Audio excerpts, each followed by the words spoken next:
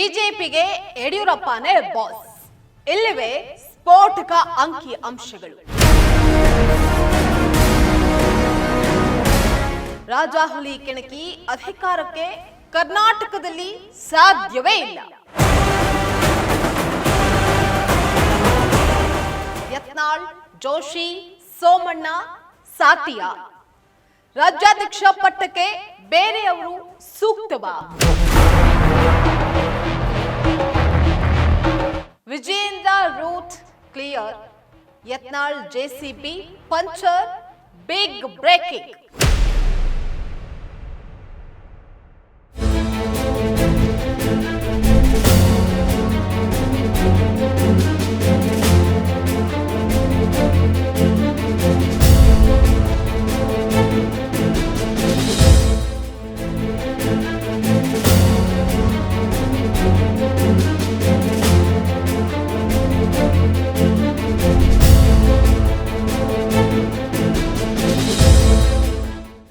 Ladies and gentleman, ಕರ್ನಾಟಕದ BJP ನಿರ್ಣಾಯಕ ಘಟ್ಟದಲ್ಲಿದೆ. ಮೋದಿ, ಅಮಿತ್ ಶಾ ಅವರಿಗೂ ಕೂಡ ರಾಜ್ಯ ಬಿಜೆಪಿಯ ಬಗ್ಗೆ ಇಂಟ್ರೆಸ್ಟ್ ಇದ್ದಂತಿಲ್ಲ. ಕ್ರಾಸ್ ಔಟ್ ಮಾಡಿದ್ಯಾರು ಅಂತ ಗೊತ್ತಾದ ಮೇಲೆ ತಪ್ಪಿತಸ್ಥರ ವಿರುದ್ಧ ಕ್ರಮ ತೆಗೆದುಕೊಳ್ಳುವಂತಹ ತಾಕತ್ತನ್ನ ತೋರಿಸಿಲ್ಲ. ಬಿಜೆಪಿಯ ಕಾರ್ಯಕರ್ತರು ಮೋದಿ ಭಜನೆ ಮಾಡಿಕೊಂಡು ರಾಜ್ಯ ನಾಯಕರಿಗೆ ಹಿಡಿ ಶಾಪವನ್ನ ಹಾಕ್ತಿದ್ದಾರೆ. ವಿಜೇಂದ್ರಗೆ ಅಧ್ಯಕ್ಷ ಸ್ಥಾನ ಕೊಟ್ಟರೂ ಕೂಡ ಪರ್ಯಾಯವಾಗಿ ವಿರೋಧಿಗಳನ್ನ ಎತ್ತಿ ಕಟ್ಟುವಂತಹ ಕೆಲಸ ಆಗ್ತಾನೆ ಇದೆ. ಯಡಿಯೂರಪ್ಪ ಇಲ್ಲದ ಕರ್ನಾಟಕ ಬಿಜೆಪಿ ಹೇಗಿರಬಹುದು? ಸೋಮಣ್ಣನವರೋ, ಜೋಶಿ ಅವರೋ, ಬೆಲ್ಲದ್ ಇನ್ನು ಅವರೇ ಅಧ್ಯಕ್ಷರಾದ್ರೆ ಏನಾಗಬಹುದು? ವೆಲ್ಕಮ್ ಟು ವಾಂಟೆಡ್ ವಿತ್ ನಿಶ್ಚಿತ. ಇದು ನೆಲ ಜಲ ಭಾಷೆಗಾಗಿ ಪ್ರಾಮಾಣಿಕ ಪತ್ರಿಕೋದ್ಯಮ. ಕರ್ನಾಟಕ ಬಿಜೆಪಿಗೆ ವಿಜೇಂದ್ರ ಅನಿವಾರ್ಯ ಯಾಕೆ? ಪರ್ಯಾಯ ನಾಯಕತ್ವಕ್ಕೆ ಕೈ ಹಾಕಿದ್ರೆ ಆಗುವಂತಹ ಅವಾಂತರಗಳೇನು? ಅಷ್ಟಕ್ಕೂ ಬಿಜೆಪಿಯಲ್ಲಿ ಚುನಾವಣೆಗೂ ಮುಂಚಿತವಾಗಿ ಮುಖ್ಯಮಂತ್ರಿ ಅಭ್ಯರ್ಥಿಯನ್ನ ಅಧಿಕೃತವಾಗಿ ಘೋಷಿಸುವಂತಹ ಸಂಪ್ರದಾಯ ಇಲ್ಲ. ಆದರೆ 2016ರಲ್ಲಿ BS ಯಡಿಯೂರಪ್ಪ ಅವರನ್ನ ಯಾವುದೇ ಷರತ್ತುಗಳಿಲ್ಲದೆ ರಾಜ್ಯಾಧ್ಯಕ್ಷರನ್ನಾಗಿ ನೇಮಕ ಮಾಡೋದ್ರ ಮೂಲಕ ಹೈಕಮಾಂಡ್ ನೇರವಾಗಿ ಅವರನ್ನೇ ಮುಖ್ಯಮಂತ್ರಿ ಅಭ್ಯರ್ಥಿಯನ್ನಾಗಿ ಬಿಂಬಿಸಿತ್ತು. ಆ ಮೂಲಕ ಕರ್ನಾಟಕ ಬಿಜೆಪಿಯಲ್ಲಿ ಯಡಿಯೂರಪ್ಪ ಅವರನ್ನ ಹೊರತುಪಡಿಸಿ ಪಕ್ಷವನ್ನ ಚುನಾವಣೆಗೆ ಮುನ್ನಡೆಸುವಂತಹ ಪರ್ಯಾಯ ನಾಯಕತ್ವ ಇಲ್ಲ ಅನ್ನುವಂತಹದನ್ನ ಹೈಕಮಾಂಡ್ ಆಗ ಮನಗಂಡಿತ್ತು. ಆದರೆ 2028 ಹಾಗಲ್ಲ. ರಾಜಕಾರಣ ಹಲವು ಮಜಲುಗಳನ್ನ ಬದಲಿಸಿದೆ. ರಾಜಕೀಯ ನಾಯಕರ ನಿಷ್ಠೆ ಬದಲಾಗಿದೆ.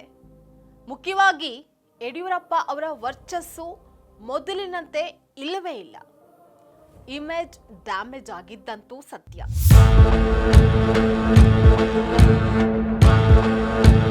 2016ರ ಸಂದರ್ಭದಲ್ಲಿ ಬಿಜೆಪಿ ಪಕ್ಷದಲ್ಲಿ ಹಿರಿಯರು, ಅನುಭವಿ ನಾಯಕರು ಹಾಗೆ ಹಲವು ಪ್ರಭಾವಿ ಮುಖಗಳಿದ್ರೂ ಸಹ ಅಂತಿಮವಾಗಿ ಹೈಕಮಾಂಡ್ನ ವಿಶ್ವಾಸ ಯಡಿಯೂರಪ್ಪ ಅವರ ಮೇಲೆ ನಿಂತಿತ್ತು. ಇದರಿಂದ ನಾಯಕತ್ವ ಅನ್ನುವಂಥದ್ದು ಕೇವಲ ಹಿರಿತನದ ಪ್ರಶ್ನೆ ಅಲ್ಲ, ಚುನಾವಣೆಯಲ್ಲಿ ಪಕ್ಷವನ್ನ ಗೆಲುವಿನತ್ತ ಕೊಂಡೊಯ್ಯುವಂತಹ ಸಾಮರ್ಥ್ಯದ ಪ್ರಶ್ನೆಯೂ ಆಗಿತ್ತು ಅನ್ನುವಂತಹದ್ದು ಸಾಬೀತಾಗಿತ್ತು. ಇಂದಿನ ಪರಿಸ್ಥಿತಿಯನ್ನ ಅವಲೋಕಿಸಿದ್ರೂ ಪಕ್ಷದಲ್ಲಿ ದೊಡ್ಡ ವ್ಯತ್ಯಾಸ ಕಂಡುಬರೋದಿಲ್ಲ.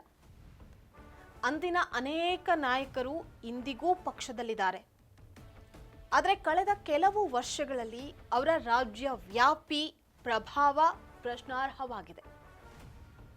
ಯಾವುದೇ ಭಾಗಕ್ಕೆ ತೆರಳಿ ಪಕ್ಷದ ಪರ ವಾತಾವರಣ ನಿರ್ಮಿಸುವಂತಹ ಅಥವಾ ಹೊಸ ಮತದಾರರನ್ನ ಸೆಳೆಯುವ ಹಾಗೆ ಚುನಾವಣೆಯ ದಿಕ್ಕನ್ನೇ ಬದಲಾಯಿಸುವ ನಾಯಕತ್ವ ಸದ್ಯದ ಬಿಜೆಪಿಯ ನಾಯಕರಲ್ಲಿ ಯಾರಿಗಿದೆ ಅನ್ನುವಂತಹ ಪ್ರಶ್ನೆಗಳು ಈಗಲೂ ಸ್ಪಷ್ಟವಾದ ಉತ್ತರವನ್ನ ಆ ಪ್ರಶ್ನೆಗಳಿಗೆ ಯಾರು ಕೊಡ್ತಾರೆ?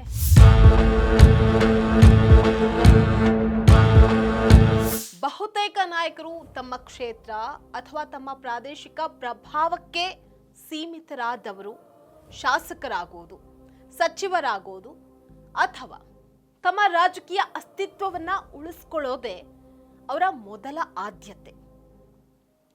ಚುನಾವಣೆಯ ಸಂದರ್ಭದಲ್ಲಿ ಅವರೇ ಯಡಿಯೂರಪ್ಪ ಅವರನ್ನ ಪ್ರಚಾರಕ್ಕೆ ಆಹ್ವಾನಿಸಿ ಗೆದ್ದ ಉದಾಹರಣೆಗಳು ಇನ್ನೂ ಜನರ ನೆನಪಲ್ಲಿದೆ.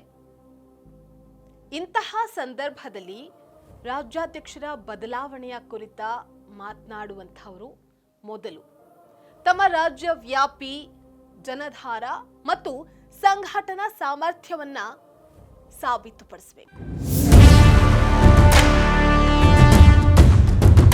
ಪ್ರಸ್ತುತ ರಾಜಕೀಯ ಬೆಳವಣಿಗೆಗಳನ್ನ ಗಮನಿಸಿದ್ರೆ ಕಾಂಗ್ರೆಸ್ನಂತಹ ಪ್ರಬಲ ಸಂಘಟನೆಯ ಎದುರು, ಅದರಲ್ಲೂ ಡಿಕೆ ಶಿವಕುಮಾರ್ ಅವರಂತಹ ಚಾಣಾಕ್ಷ ತಂತ್ರಗಾರರನ್ನ ರಾಜಕೀಯವಾಗಿ ಎದುರಿಸೋದು ಸಾಮಾನ್ಯವಾದ ಕೆಲಸ ಅಲ್ವೇ ಅಲ್ಲ.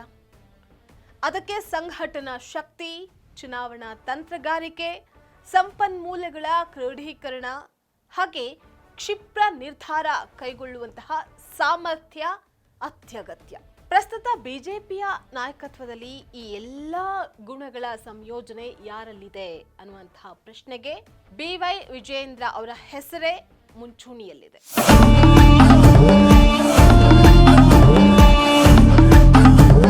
ಆರ್ ಅಶೋಕ್, ಸಿಟಿ ರವಿ, ಯತ್ನಾಳ್, ಅರವಿಂದ್ ಬೆಲ್ಲದ್, ಪ್ರಹ್ಲಾದ್ ಜೋಶಿ, ವಿ ಸೋಮಣ್ಣ, ನಳಿನ್ ಕುಮಾರ್ ಕಟೀಲ್, ವಿ ಸುನಿಲ್ ಕುಮಾರ್ ಇಷ್ಟೆಲ್ಲ ನಾಯಕರು ಬಿಜೆಪಿಯಲ್ಲಿದ್ರೂ ಕೂಡ ಡಿಕೆ ಶಿವಕುಮಾರ್ ಅವರಿಗೆ ಸರಿ ಸಮನಾಗಿ ನಿಲ್ಲುವಂತವರು ಯಾರಿದ್ದಾರೆ?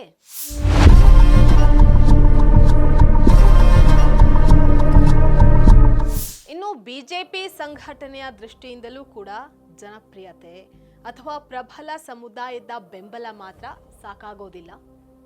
ಪರಿಸ್ಥಿತಿಗೆ ತಕ್ಕಂತೆ ಹೊಸ ಹೊಸ ತಂತ್ರಗಳನ್ನ ರೂಪಿಸುವಂತಹ, ವಿವಿಧ ಗುಂಪುಗಳನ್ನ ಒಗ್ಗೂಡಿಸುವಂತಹ ಹಾಗೆ ಕಾರ್ಯಕರ್ತರಲ್ಲಿ ಆತ್ಮವಿಶ್ವಾಸವನ್ನ ಮೂಡಿಸುವ ನಾಯಕತ್ವ ಇಲ್ಲಿ ಮುಖ್ಯ ಆಗತ್ತೆ.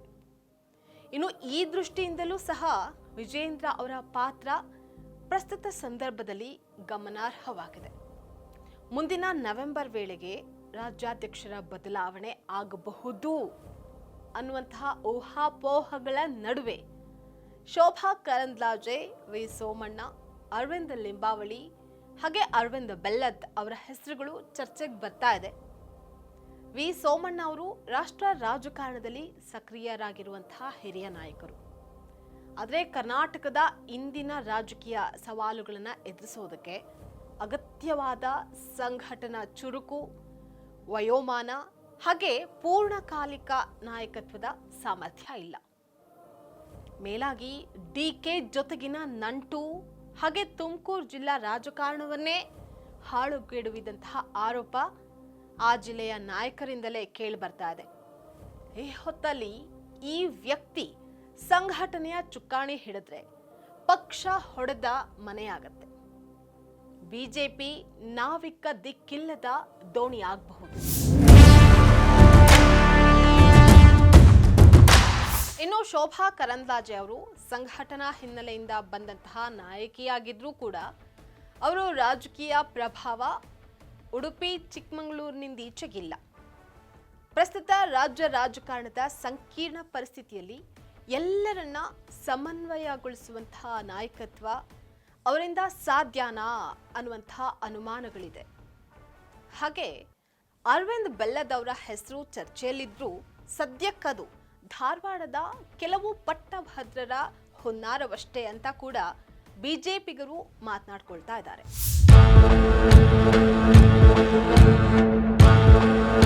ಒಟ್ಟಾರೆಯಾಗಿ ರಾಜ್ಯಾಧ್ಯಕ್ಷರ ಆಯ್ಕೆ ಅನ್ನುವಂತಹದ್ದು ಕೇವಲ ಹುದ್ದೆಯನ್ನ ಭರ್ತಿ ಮಾಡುವಂತಹ ಪ್ರಕ್ರಿಯೆ ಅಲ್ಲ.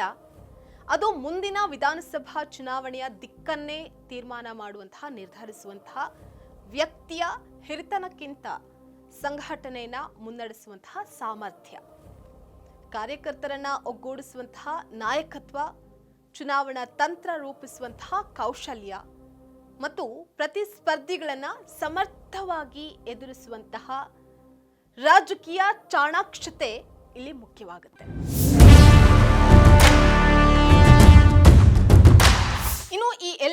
ಮಾನದಂಡಗಳ ಮೇಲೆ ಪ್ರಸ್ತುತ ಪರಿಸ್ಥಿತಿಯನ್ನ ವಿಶ್ಲೇಷಿಸಿದ್ರೆ BS ಯಡಿಯೂರಪ್ಪ ಅವರ ರಾಜಕೀಯ ಅನುಭವದ ನೆರಳಿನಲ್ಲಿ ಬೆಳೆದಂತಹ ಸಂಘ ಪರಿವಾರ ಹಾಗೆ ಹಿಂದೂ ಕಾರ್ಯಕರ್ತರು ಸೇರಿದಂತೆ ಸಂಘಟನೆಯ ಪ್ರತಿಯೊಂದು ಹಂತದೊಂದಿಗೆ ನಿರಂತರ ಸಂಪರ್ಕವನ್ನ ಹೊಂದಿರುವಂತಹ ಎಲ್ಲಾ ಸಮುದಾಯಗಳ ವಿಶ್ವಾಸ ಗಳಿಸಿರುವಂತಹ ಹಾಗೆ ಚುನಾವಣಾ ರಾಜಕಾರಣದ ವಾಸ್ತವತೆಗಳನ್ನ ಅರ್ಥ ಮಾಡಿಕೊಂಡಿರುವಂತಹ BY ವಿಜೇಂದ್ರ ಅವರನ್ನ ಮುಂದುವರಿಸೋದು ಬಿಜೆಪಿಗೆ ಸಹಜ ಮತ್ತು ಅನಿವಾರ್ಯ ಆಯ್ಕೆಯೂ ಹೌದು. ಇದಾಗಿತ್ತು ವಾಂಟೇಜ್ ವಿತ್ ನಿಶ್ಚಿತ ಎಕ್ಸ್ಕ್ಲೂಸಿವ್ ರಾಜಕೀಯ ಸುದ್ದಿಗಳು ಹಾಗೆ ವಿಶ್ಲೇಷಣೆಗಾಗಿ ನೋಡ್ತಾ ಇರಿ ಫೋಕಸ್ ಟಿವಿ.